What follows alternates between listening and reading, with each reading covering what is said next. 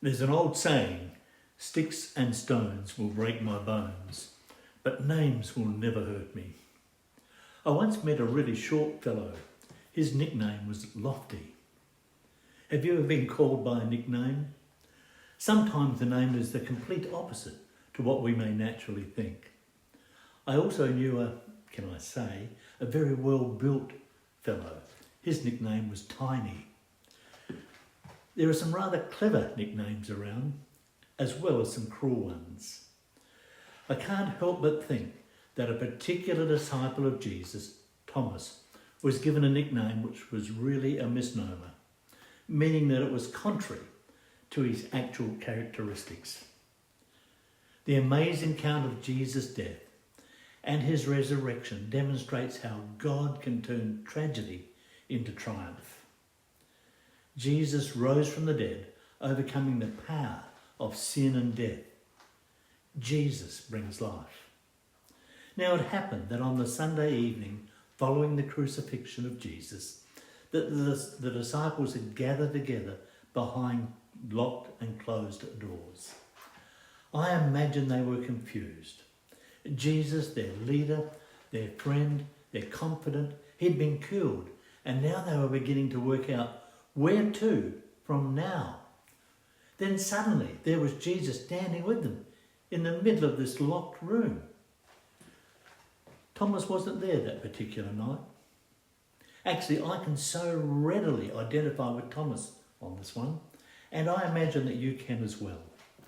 How many times have you not been with some of your friends or family members when something of importance has happened? You've missed the big announcement. The opportunity that everyone else has experienced. Yes, it happens. Well, Thomas missed Jesus. And the disciples couldn't wait to tell him what had happened. And at the right moment they exclaimed, I think, no doubt very excitedly, "We have seen the Lord." I don't know what he may have said, but Thomas said in as many words, "I don't believe it." He said, "I won't believe it unless I see the nail prints in his hands and put my hand into the wound in his side."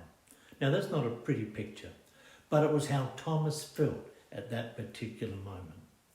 Time went on. It was now 8 full days later, and the disciples were once again behind locked doors because of the fear that they had about what may happen to them if they were caught together. So what happened? Jesus again appeared to them, and this time Thomas was there. Jesus began with, "Peace be with you." And then he turned to Thomas and said, "Put your finger here. Look at my hands. Put your hands into the wound of my side." How did Thomas respond? He simply said, "My Master and my God." Jesus said to him, "You believe because you have seen me. Blessed are those who believe without seeing me."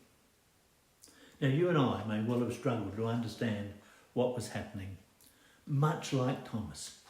But know this, that Jesus meets you and me at the point of our confusion, and he brings understanding and order so that, like Thomas, we can say, "My Lord and my God." That's worth considering.